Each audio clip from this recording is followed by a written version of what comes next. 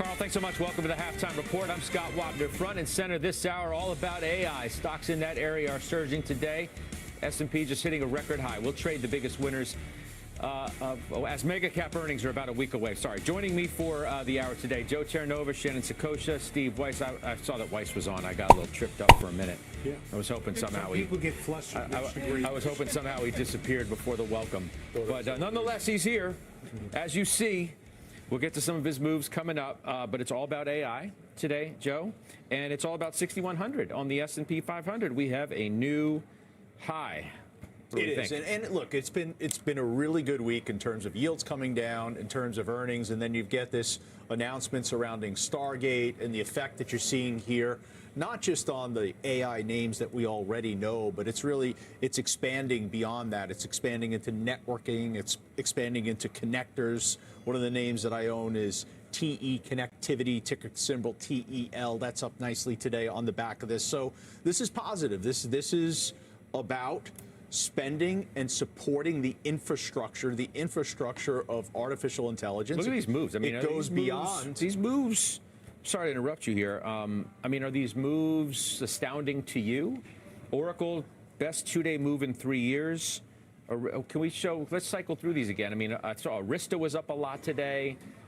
There's Palantir up 4.5%. Dell Technologies up 5%. A lot of stocks that we've been talking about more lately because you own a lot of them. Are just ripping today. Arista's up 6%. Amphenol, almost 8%. Amphenol, if you could pull up Amphenol, that's up. APH, that's up about 6%. Then you've got names like Corning, GLW, that's up, I think, somewhere around 5% today. So it comes on the back of what's been the last several days, some positive momentum in the market. So I think that's adding a little bit of a catalyst effect here that's taking us to new all-time highs.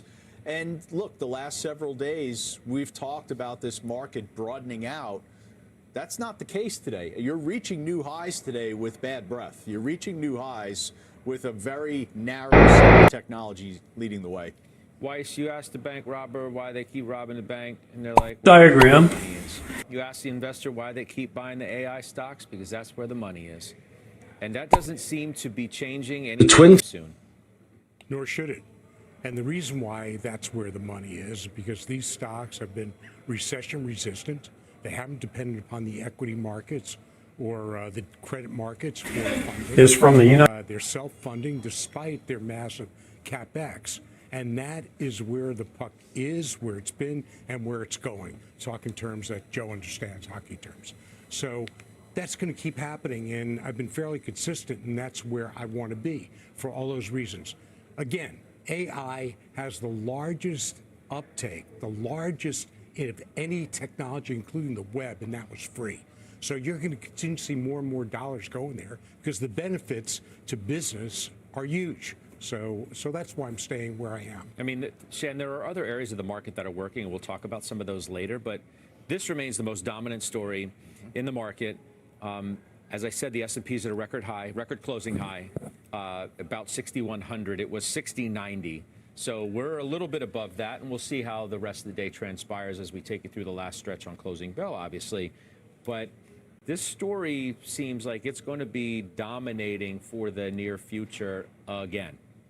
Well, I would be shocked if we didn't in upcoming earnings season for a lot of companies outside of technology for them to still be talking about how not only do they plan to adopt AI, but perhaps more importantly, Scott, how they have already done so. So I think the difference with Oracle, for instance, is that they weren't on the tip of the spear in terms of the hyperscalers and talking about all the things they were going to do with AI. Instead, they did some things with AI, and then they came out and they said, look, we're monetizing it. And so I think what you're seeing now is you're seeing this commitment, if you will, in terms of continued investment in AI outside of the hyperscalers. And so that's why you're also seeing it broaden outside to all those other names that you talked about, that Joe just mentioned, that are adjacent, that are complementary to what has happened in the hyperscalers. And so there's still going to be questions in terms of what is this capital expenditure? How does that translate to monetization for the hyperscalers? Those questions aren't going to come till later this year and into 27 and or 26, excuse me. And in the interim, what you're going to see is that all of these earnings reports that are come this quarter, next quarter, the third quarter. I agree with Steve. I think that companies are really looking, from financials to industrials, even down to energy and materials companies, looking for ways to increase productivity, which we're seeing, by the way, in the macro numbers. We're seeing this increase in productivity, and that's helping to be driven by AI. So if you can monetize it, I think that there's no reason why investors wouldn't want to be in it. But I think it's also expanding from a breadth perspective the ways that you can play AI over 25. Yeah, and what I'd say is that this is not new news that other companies are involved. I don't know why the market, frankly, is waking up to it in such a flurry today. No, but you know what's interesting, though? Let me say this real quick. I do think it's interesting that a lot of these companies got a halo effect on expectations of what they might do, but mostly based on what others were doing. Right. This is actual tangible stuff that you can wrap your arms around and say, well, okay, Oracle's doing this with so-and-so and such, and all these other companies that are on the periphery, now have a little more skin in the game. So they're like a Vertiv, for example. Vertiv's one of these stocks of yours that's up today. It's up 4% today. It's up 10% this week. It's up 180% over the last 12 months. And I was buying it. It sold off in the 112, 115 range just a few weeks ago. And that's my point. This is not a new story. Look, when you have $80 billion CapEx budgets dedicated just to AI from the hyperscalers, it's not all going to NVIDIA. It's not all going to engineers. It's not all going to investments in OpenAI, which is not CapEx. Of course not, but now we get to actually see where the money's going. Right, because people are doing their work now, whereas they hadn't before, number one. And number two, the valuations, they're arguing, are excessive where they are. So what are they doing? They're going to the smaller stocks, but guess what? Their valuations are more excessive. What's this than valuation on this name, VRT? Can we pull that up? I think it's about 47 times. Current P on Vertiv is 98. We hold it in the Joe T ETF. I'm just wondering, when you think about trailing. I'm just wondering, when you think about all of this, if in fact this is part of the Trump trade, because now, yes, we knew that companies like Microsoft were spending on artificial intelligence, but now the new administration's coming in and they have this affinity for crypto. They seem to have a very similar affinity now for artificial intelligence, and this is about helping build out that infrastructure. So I agree with you, Scott. I think this is a little bit more than what we previously knew about the thematic investing surrounding AI. And it goes well beyond, you would agree, like whatever dollar amount was bandied about today, right? Yeah. This is a commitment from a technology perspective that we're not going to stand in the way. Not only are we not going to stand in the way from a deregulation standpoint of progress, but perhaps we're even going to shove it forward and take a more, maybe from a policy perspective, a more explicit role in this transformation. Did I just get a license today to buy these stocks again? Like, if I thought that Palantir, for example, ran up too much before and the stock came back down to earth, Arista Networks, do I just need to make sure that I have a good enough position in these names again? I also think earnings have to support the story. I think that's very critical, and we're in the part of the process right now. So in the case of, let's say, Amphenol, you've got the earnings that are actually supporting it. I believe they reported earlier. So that's critical in this story. Do you ultimately have a free pass to reach for stocks that are rallying to all-time highs on a degree of exuberance? In the interim, that might be a little bit of a challenging endeavor. Over the long run, I think you'll be okay. I mean, I don't have anybody on the desk today who owns Dell. I don't have anybody who owns I've been looking at ARM. Weiss, you don't own Supermicro or Arista. You don't own Broadcom, which is another winner today. Do you need to sort of expand your horizons of the AI trade here? Well, there's a practical aspect of that. And the practical aspect of it is that I've got a huge weighting, and I run a concentrated book. So I've got, 12 to 15 names, sometimes 10 to 12 names. So, and they have big gains in them. So what am I going to do? Am I going to sell some of my Meta, pay taxes on it, and then hope to have, hope that an Arista Network catches up? When, in my view, Arista Networks is good in a moment in time, maybe a year, maybe 3 years. Whereas I know that if a Meta or a Microsoft or a Netflix, if the valuation gets ahead of itself, that eventually they'll go into it. So I'm not talking ever about permanent loss of capital. I'm only talking about the timing of the loss that'll eventually be a gain. So that's why I don't feel that I have to go chase the next shiny object because it happens to be a momentum chart today. Yeah, I don't have room in the portfolio. I'd have to sell something to do it. I mean, there still is a fair amount of optimism around all these names. I mean, there is a question from yesterday, which I think people are trying to figure out, is the future of Microsoft's relationship with OpenAI. Because it also came out yesterday that Microsoft is losing that exclusivity with OpenAI as its cloud provider. Satya Nadella addressed it this morning with Andrew Ross Sorkin in Davos. Listen. Our partnership continues. We'll be a tech partner to Stargate, but more importantly, our partnership with OpenAI, you talked about exclusivity. OpenAI APIs are exclusive to Azure going forward even, so nothing changes there. IP access to Microsoft continues, and in fact, because of this, there will be more IP, and so therefore we'll benefit, and we have rev share arrangements that are great, and also OpenAI committed in a very significant way to Azure consumption, and so we're very thrilled about that as well. So all up, as far as I'm concerned. All right, so that's Satya Nadella with Andrew in Davos. Steve Kovacs following that story for us. Is this just spin, or are things really all good? The market today suggests they're all good because the stock Microsoft is up 4%. Yeah, it's let's call it spin by omission. How about that? Because Scott, what we're hearing from Satya just now in that clip that you played is, yes, the OpenAI partnership continues. Yes, Microsoft is going to get access to those OpenAI technology and models before anyone else. Yes, they're going to be able to use it in its own products before anyone else.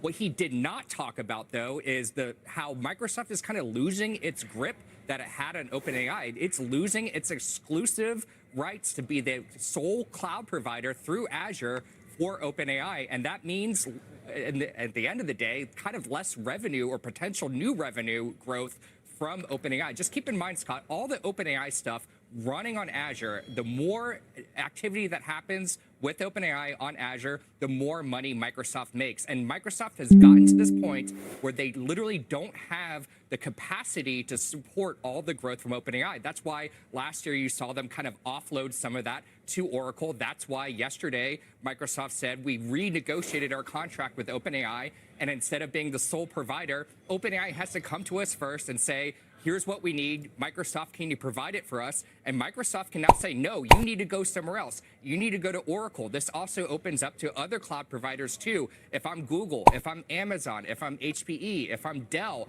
I'm also excited about this, the potential to work with OpenAI to help OpenAI train its models. And of course, it's great for NVIDIA, which is going to be collecting. There's big numbers that we saw thrown out yesterday, 100 billion, 500 billion. That is all cash for NVIDIA, or large part of that is for NVIDIA. Keep in mind, Scott, what Satya Nadella said last year and throughout the last year, that they just don't have the capacity to meet all the artificial intelligence demand that they're seeing. It's not just OpenAI. They have a lot of open source and third-party models, their own models running on Azure. And so they've had to kind of offload some of that. And that's why you see them spending $80 billion this fiscal year to continue to accelerate and build out their capacity to support all this stuff. But OpenAI has just gotten way too big, and they cannot support it. And that's why you're seeing them kind of loosen their grip, say, okay, OpenAI, you can go off and work with Oracle on some of this stuff. We still get to keep you. We still get to own almost 50% of you. We still get to use all your technology first.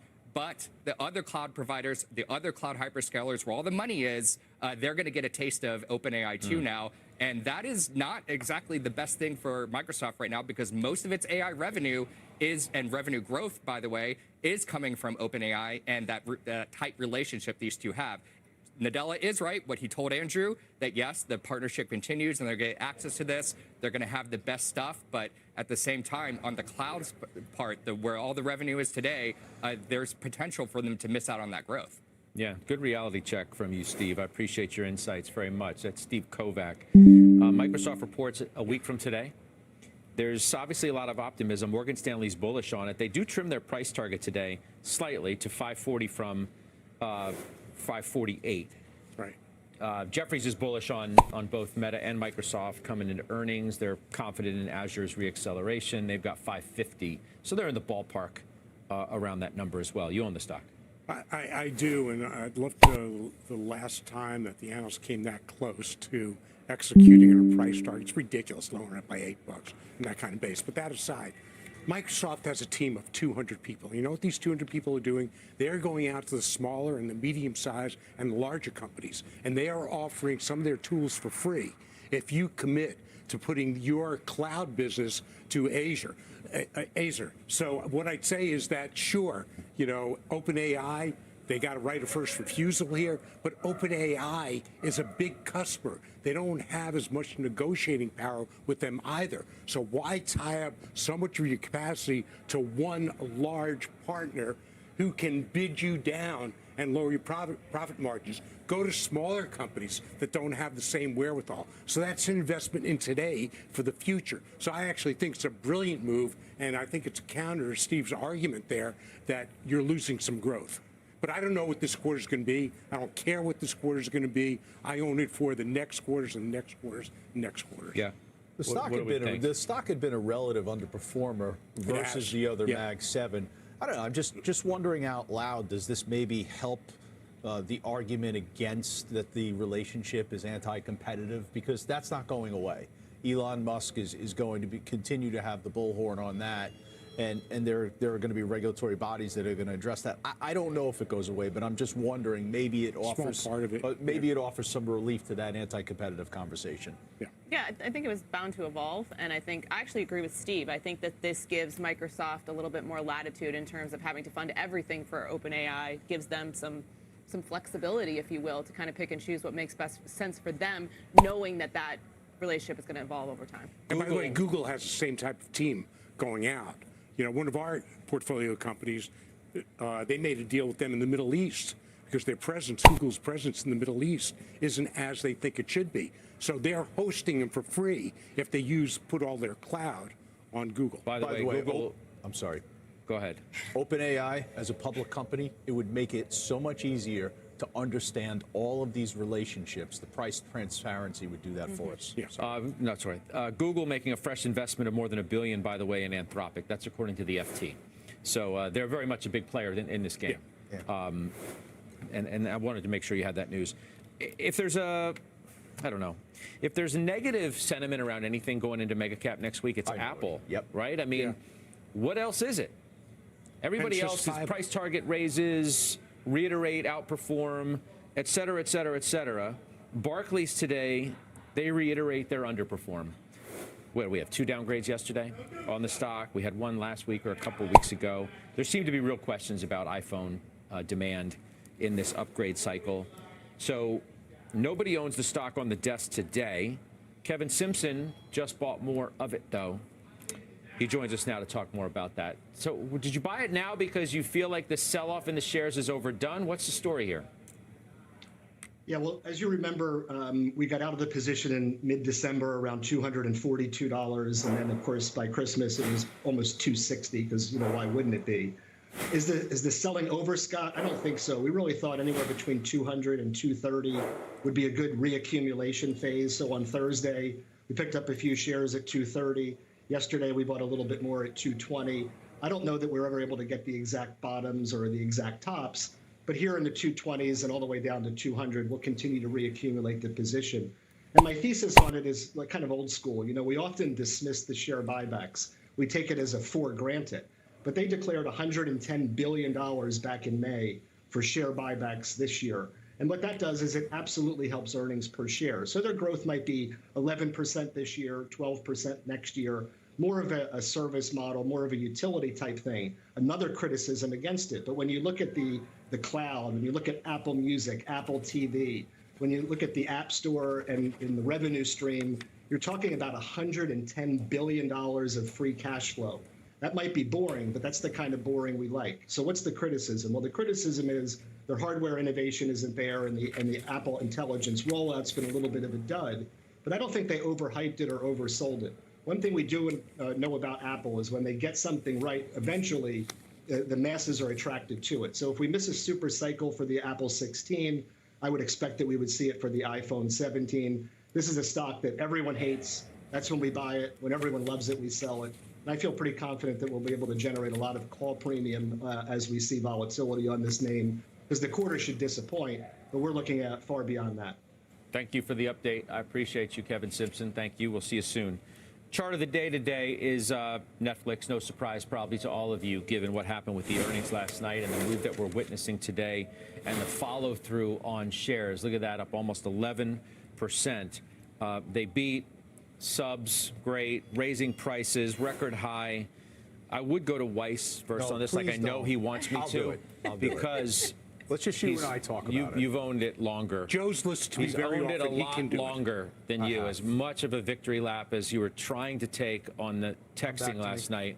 I'm going to Joe first. Sorry. So Steve made a great call saying that it was going to approach 1,000. Kudos He to did. him. I Did. hope he's happy wherever he is right now. But look, this was an absolutely phenomenal quarter. I mean, this was the largest quarterly subscriber growth at 18.9 million. This is more than they did during the pandemic, the first quarter of 2020. So 300 million global subscribers right now. We talked about the price hike. I think now it's up to $17.99.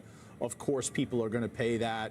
Live entertainment, the Tyson fight apparently was really what drove a lot of that subscriber growth. And I thought Josh yesterday made some really excellent points, and it kind of resolves some of the challenges that they have as it relates to churn. So I was concerned yesterday about positioning and the bullishness of the extreme nature of that positioning. But when you have this type of earnings report and subsequent to that, the stock's up 10%, I think to a certain extent that alleviates some of that concern. We'll give you credit, Weiss, for the great call you made. Oh, 'Cause which it looks one, like it's Scott? it looks like this one singularly. Okay. It looks like it's heading to $1,000. What do you do? What do you do with the stock? Because you bought more. You ride bought it. more last week. I did. And the stock had sold off. It gotten near this level, a number of weeks ago and sold off to like 830 or 835. It's a great opportunity to buy.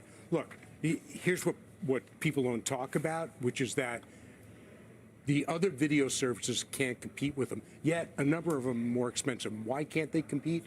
Well, Netflix, what I love about it, and you talk to people, what others love about it, is they drop an entire season on one day. And the reason why the others can't compete is because they don't have the dollars. They don't have the capital to keep putting out product. So they're putting out product is, let's put out episode 2 in a week, episode 3 in a week. So you're going to go to that more robust content. I would tell you that just as a guess, that Netflix puts out more content than all the other meaningful streaming services combined. So that's what's going to drive it. And as I mentioned last week, that they keep putting out more and more non-English language series. So they're growing their international to a very large extent. If you go to your feed, you'll see Spanish, you'll see more Swedish, you'll see just pick a language. It's all there. So to me, it's going on all cylinders, and they still have pricing flexibility to go. So Let's take the there. bear argument for 1 second. Let's say, in fact, the valuation is high, the price has reached to a certain extent a parabolic level. What do you do with your position? The stock should not go back below yesterday's close, plain and simple. So 869, I think, was yesterday's close. Yeah. You put a price stop at 869 if you're long. You should not see that stock below there because it invalidates all of the positive effect of today's earnings, of yesterday's earnings. What if in period fact it does it does. invalidate it? Well, Does it invalidate it just for the next few weeks, for the next few months? Because the fundamentals are still there, and that's different to our trading strategies. Your strategy, which I'm a big believer in, because I am invested in Joe T, is one way to play it. The way I prefer to play it is as long as there's positive momentum in the fundamentals, right? And that positive momentum doesn't have to be a beat. It could be meeting expectations. It could be a few metrics working and a couple others don't. I don't care. As long as that keeps going, I will suffer through the volatility and use the volatility not as risk, but use it as opportunity, as I have on this and Meta and others, because I think that's the way you play it. remember, I come from a futures background, so you're always thinking about how you're reshaping risk. You're always thinking about if you're in a position where potentially could I be wrong. And I was tutored and learned at a very young age that you have to utilize those price stops. If it goes below there, it should retreat even lower. It doesn't change your bias or perspective that it could be a fundamentally strong company, and you look to re-enter at that point. I made more money, though, longer term. Are you bragging right now? Buying great fundamentals when there's been a momentary dislocation on the stock price. You know you're invested in a momentum ETF. I know. Weiss made a lot of money. Joe's a self-described prodigy Exactly. in futures trading. Shen, you got I guess anything I'm you just want to happy drop to on be the here, viewers? Scott. I mean, no, I've also I'm not lost a going lot to of add money, into by the the way, self-promotional activity Exactly. that's happening here. As humble and as likable as ever. You're going to have to Shannon find that word Scotia. for me. Humble sort of escapes my vernacular. Let's do one more thing before we take a break, because industrials are near new highs too. Second best sector this year. You bought more Uber. Tell me quickly about that, please. Well, it's a little Uber, and look, I have some concerns about it. I still have concerns about, for example, Uber Eats. Restaurants have low margins, and it's so competitive there, so you're going to see margins being hacked away. Also, their labor pool now in 16 states, undocumented can own license, can get a driver's license and drive anywhere in the country. However, Uber does have checks on that in terms of you have to have a visa and a right to work in the U.S. But it does give me some concerns there in terms of you lose the undocumented workforce in other areas. Do you lose Uber drivers to go there for others that may pay more? So I think the future's not that certain, but I don't expect him to miss another quarter. Okay. And you could argue whether he missed it or not. Stock traded down, so he missed it. All right. So you have a new buy. Yes. And we will take a break. We'll talk about that on the other side, a new stock that Weiss has added to his portfolio. We have a number of committee stocks on the move as well. We are back right after this.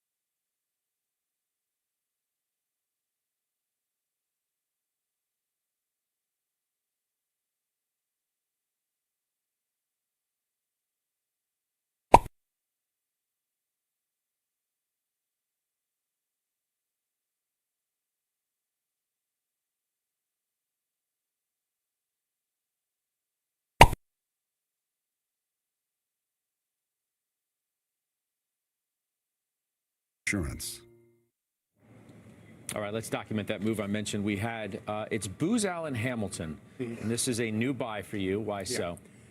I've been looking at it. The stock peaked at about 190 in mid-November, and then when Doge came out, all these defense contracts, including Leidos, and as I've talked about Leidos often, I've been a buyer of theirs because 30% of Leidos's workforce is embedded in the government and in the DoD. And the reason why they like that is because the reason why the government likes it is because they don't want to have to deal with unions when they want to get rid of people. And that, in fact, is what's happening with Doge. So what was thought of to be a negative with Doge is actually being read as a positive for these companies, these government contractors. Now, they talk about the modernization of the technology in the Department of Defense. That's not new. That's JADC2, which the Air Force has, where they're modernizing technology. And you need more of that. And that's what Leidos does, in addition to their healthcare business and other business, and that's what Booz Allen does. So I thought as a defense contractor, that's part of the new defense, which is not the heavy metal benders, that they will do quite well. Stock so beaten up, and I just wanted to add to it. It's a very high-quality name. All right. Some stocks on the move. Travelers, Joe, they had a strong earnings beat. Record level of net written premiums. Net income up 28%. Insurance premiums higher. Anyone surprised by that? Nope. Policy sales higher. Investment income higher. They spoke about the horrific events in Los Angeles with the wildfires. Their exposure there is first of all, they've stepped back from California to begin with. They really don't insure the high net worth home. They're not really in that $5 million market. They're more in more of the higher worth business type of properties, and then at the lower end of homes. So the inference was that they have less exposure than potentially some of the other insurance names, and it's being reflected here with strong price performance and the ability to look at this earnings report and say, wow, this is a really strong one. New record high for Interactive Brokers. Look, I've been talking about this stock for literally the last 2 years on the show. I've owned it personally. I don't understand why. Don't hurt your back, patent, okay? I don't understand why anyone the heck is going on today? Would own any other. Well, listen, we're on the show with you, so we got to make ourselves. I got to move over. His head's really expanding as I'm sitting Why here. would you own any other brokerage name? Any other brokerage name? You literally, on Interactive Brokers, could transact on whether it's futures, options, crypto, equities. The customer service is phenomenal. The execution, the management team, they do just an awesome job. The volume, the liquidity is there. I just think the stock is by far in the financial sector one of the clear core holdings that you have to have. United Airlines is a new record high today. I know you own that, Joe, but I can't resist going to Weiss because I hope he repeats the line that he gave to our production staff because I just want to hear it. Yeah. You remember what you told them? Quote, I've been too ignorant on airlines, frankly. Say what I. Are you referring to my comments? That's what you said. You've been too ignorant on the airlines because United Airlines was a double last year. Delta's ripped. You buy them now? I mean. No, look, airlines shouldn't trade at this multiple. They historically don't sustain this kind of multiple if they get to it. They've done a great job. The consumer, what I had thought was that the fire hose of demand coming post-COVID would peter out, but we've not seen it peter out in a lot of areas other than what you paid for staffing of nurses and docs and so forth. So look, I missed it. Some you're going to miss. As much as you think I'm perfect, Scott, I'm not. So this is one I just had to miss. All right. Bertha Coombs has the headlines for us. Hi, Bertha. Hey, Scott. Just days after President Trump ordered a ramp-up in military presence at the southern border, the U.S. military is sending more troops. Sources tell NBC News about 1,000 active-duty troops will be sent this week to help support U.S. Customs and Border Protection with tasks such as detection and monitoring, as well as assisting air operations. Officials say this is the first phase of a larger military presence there. The Trump administration has told federal health agencies to pause communications such as scientific reports and health advisory updates on websites. The Washington Post reporting staff at the agencies, including the FDA, CDC, and the National Institutes of Health, were notified, but were not provided guidance on what was exactly covered or how long the pause would be. And baseball great Ichiro Suzuki is now the first Japanese player ever chosen to be inducted for the Baseball Hall of Fame. Suzuki has a two-time American League batting championship and 10-time All-Star and Golden Glove outfielder. He will be inducted in July alongside pitchers CC Sabathia and Billy Wagner. Scott, back to you. All right. Most hits ever, too, if you combine both of his careers in Japan and the United States. Amazing. Bertha, thank you. Bertha Coombs. Up next, our calls of the day. 3 bullish calls on 3 committee stocks, which is why we will trade up next.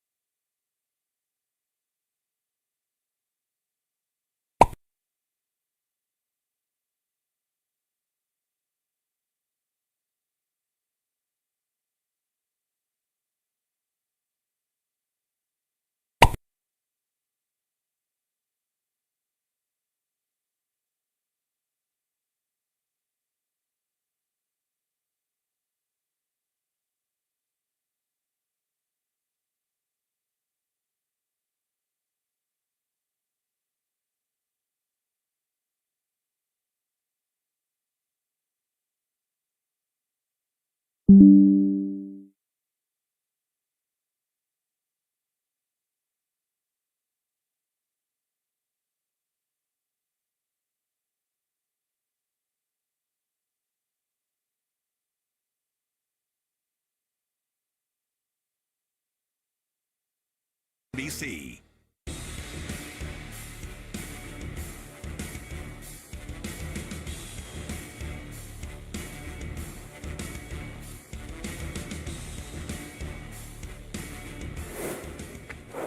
Welcome back. Calls of the day. Royal Caribbean reiterated overweight today at J.P. Morgan. Joe T., you own this one. They see it as best in class. So I believe they report earnings next week. Look, most of the stocks we're going to talk about in calls of the day, really, the story is about revenue growth. You could have an opinion, you could have a bias, you could have a feel. I did. Royal Caribbean, when Royal Caribbean first went into the ETF, I was skeptical. I said to myself, oh, cruise ships, how much strength can we actually see in terms of the revenue growth? But the revenue growth there is real. They're doing 17% revenue growth in the prior quarter. They're doing 15% revenue growth in the last 8 quarters. Why is it down 2.5% today?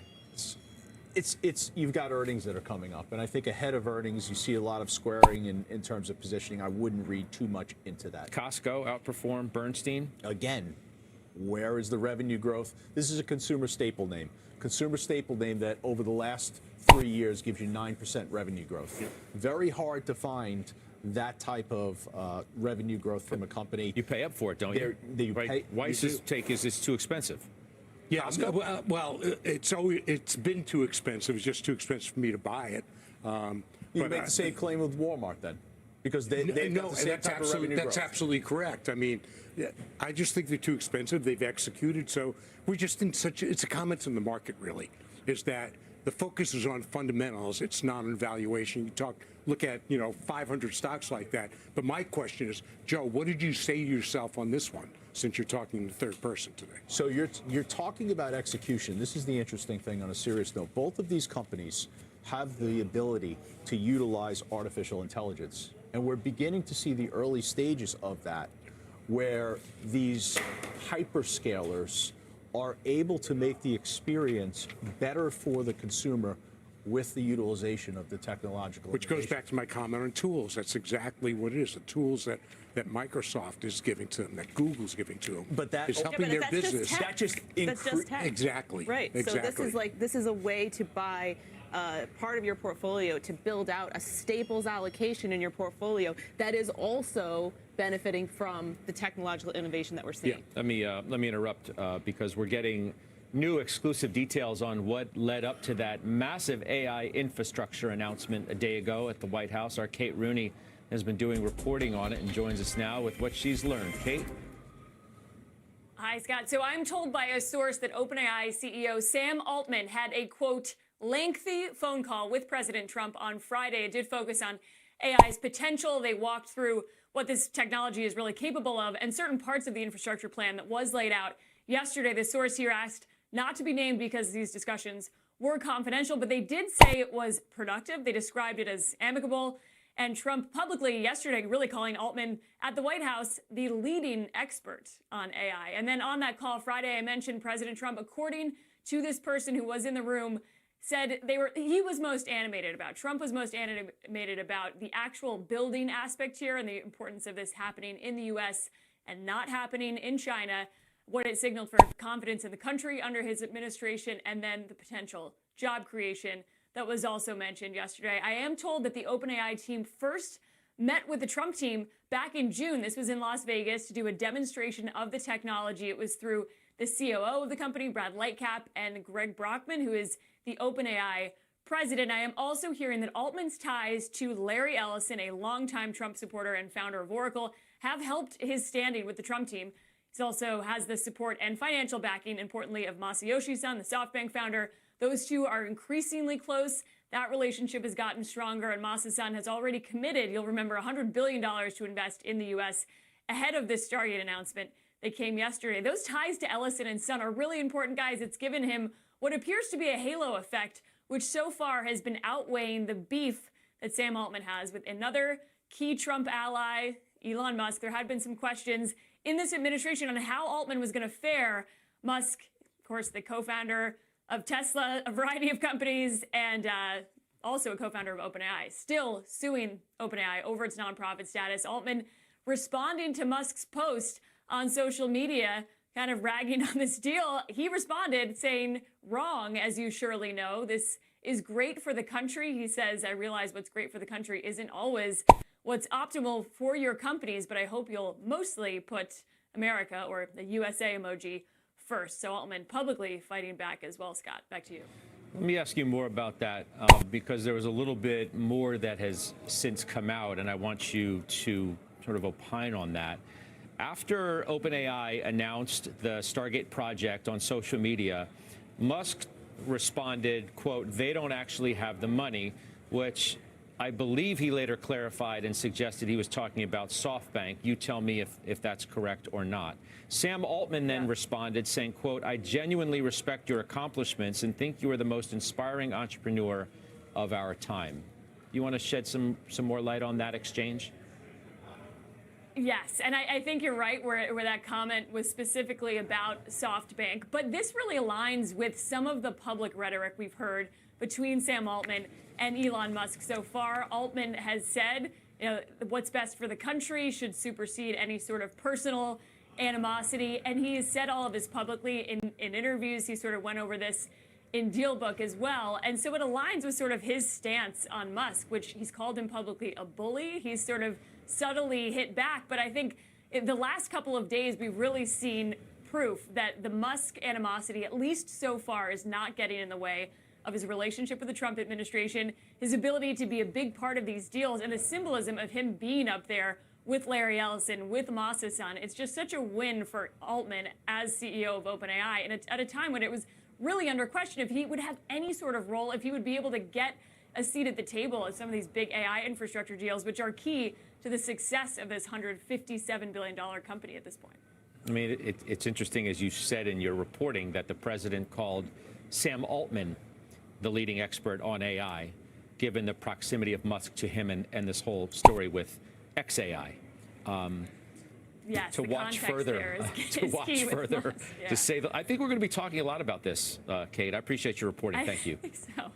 It's Kate Rooney. Santoli, he's next with his midday word.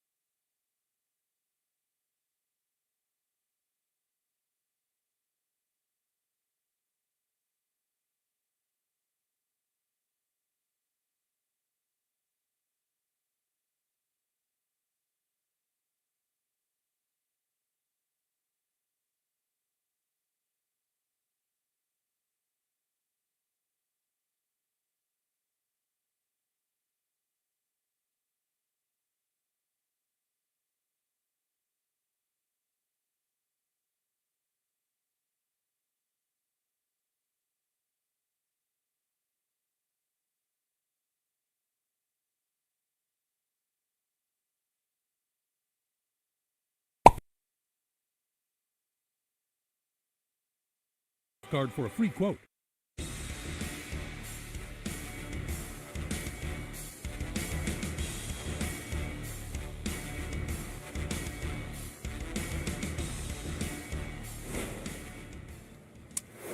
We're back with senior markets commentator Mike Santoli at the desk.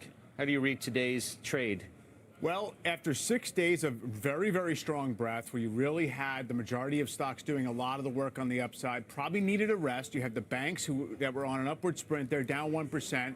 The way you get to the old record highs in the S&P is to have the AI trade just kick back in again. So it's almost like you would draw it up in terms of trading off strength, allowing parts of the market to cool off a little bit. So that's been, I think, a net positive. I don't think you have a real economic message in the fact that market breadth is negative today, except that it's just been very strong for a while. But also, yields ticking higher. That's been where the yield story has really played out, has been in terms of the average stock as opposed to the index. So as to whether, this is kind of a last little lunge higher to get to the old highs, and now we have the real test, I'm not really sure. The market seems back in gear. We did have a good downward reset in optimism that I think can be rebuilt or is being rebuilt from here. We do, risk to some degree another ramp into all of these earnings next week, Yes, right? So, definitely. okay, now you better put up to justify what we just witnessed. Also have a potential ramp into the Fed meeting, and I don't think the stakes are really that high in terms of the economy. But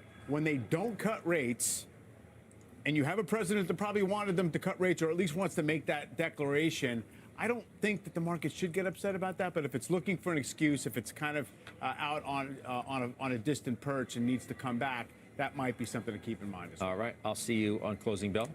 That's Mike Santoli, our senior markets commentator. We have another move from Weiss to document today. We'll take a quickie. We'll come back and we'll tell you what it is.